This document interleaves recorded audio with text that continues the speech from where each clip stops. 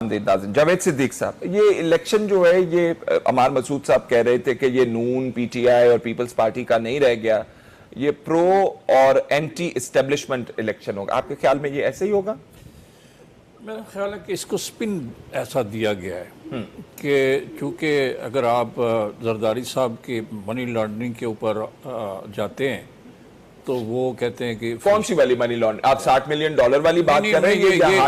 ये 35 अरब वाले जिसने एफआईए ने जिनको बुलाया है, उसमें तो उनको 1.5 मिलियन का है कि उनको 1.5 करोड़ रुपए आगे जाके जो उसके अंदर फेक अकाउंट्स जो है ना, जो वो सामने आए हैं तो 35 बिलियन बनता है, बल्कि लोग 70 बिलियन मैंने एक रिपोर्ट पढ़ी है जिसमें 70 बिलियन का क्लेम भी कर रहे हैं। ये भी चल रही है, लेकिन इन्वेस्टिगेशन हो तो पता चलेगा।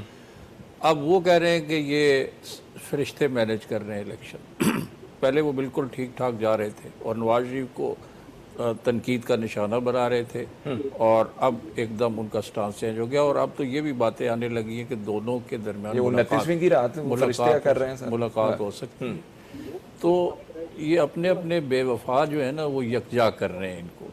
तो मेरा कहने का मतलब यह है कि अकाउंटेबिलिटी की बात होती है, और अकाउंटेबिलिटी अक्रॉस दी बोर्ड ये बड़ा अच्छा नारा है, लेकिन कौन करेगा? इस पार्लियामेंट के अंदर इन्होंने ये कहा कि जी हम एक एहतसाब कमीशन बनाएंगे, उसका सरबराह एक जज होगा सुप्रीम कोर्ट का, और एक ऐसा प्रोसेस शुरू करेंगे जिसमें अकाउंटेबिलिटी बिल्कुल अक्रॉस दी बोर्ड एक्विटेबल होगी। वो कहाँ गया?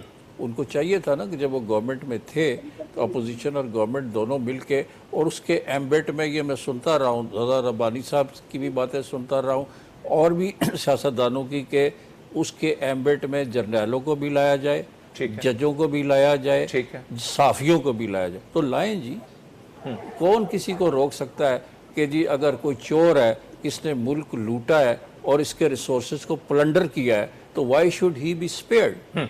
मैं समझता हूँ कि ये करना चाहिए, और ये महज बातें नहीं करनी चाहिए,